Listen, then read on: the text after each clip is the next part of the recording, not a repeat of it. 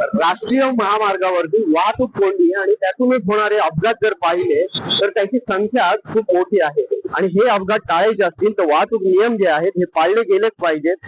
हे पोलीस यंत्रणा असेल, वाहतूक नियंत्रण कक्ष असेल किंवा आरटीओ असेल हे नेहमी सांगत असतात। मात्र हे वाहतुकीचे नियम जे आहेत हे नियम कोणीही पाळताना दिसत नाहीत। आपण आता उभे आहोत ते राष्ट्रीय महामार्ग 4B वरती। माझ्या पाठीमागे जर बघितलं तर हा राष्ट्रीय महामार्ग 4B आहे आणि त्यालाच लागून जो हा रस्ता, ज्या रस्त्यावर मी उभा आहे हा रस्ता आहे, हा सर्व्हिस रोड आहे।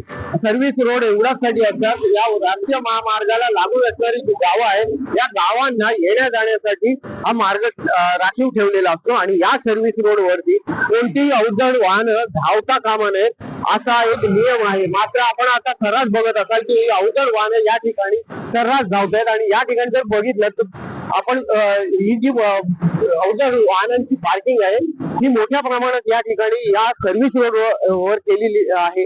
या ठिकाणी कोणतीच निर्बंध नाही आहेत, आरटीओ फिरकत नाहीयेत, वाहतूक कक्षाचे पोलीस या ठिकाणी फिरत नाहीयेत आणि अंदाधुंदी कारभार या ठिकाणी चाललाय। आता आपण बघाल तर हा सर्व्हिस रोड वरती हा जो ट्रेलर येतोय हा अवजड ट्रेलर या सर्व्हिस रोड वरून धावतोय, जे या सर्व्हिस रोड वरून या ट्रेलरला धावण्यासाठी मनाई आहे। मात्र हा जो गावासाठी वापरण्यात येणारा रस्ता आहे हा अशा प्रकारे अवैध प्रकारे बांधण्यात आलेले जे यार्ड आहेत, जे कंटेनर यार्ड असतील किंवा इतर एमटी यार्ड असतील किंवा इतर व्यवसाय असतील, या व्यवसायासाठी ही जी अवजड वाहतूक आहे ही वाहतूक कार्य करते आणि ही वाहतूक या सर्व्हिस रोडचा वापर करते आणि त्यामुळे गावातून येणारी जी रहदारी आहे या रहदारीवरती याचा परिणाम होतो आणि परिणामी अपघाताला तरुण वर्गाला सामोरं जावं लागतं आणि या अपघातांमधून तरुणांचे जीव जात आहेत। त्यामुळे या अशा पद्धतीच्या सर्व्हिस रोडवरच्या जी पार्किंग आहे त्या पार्किंग वरती कुठेतरी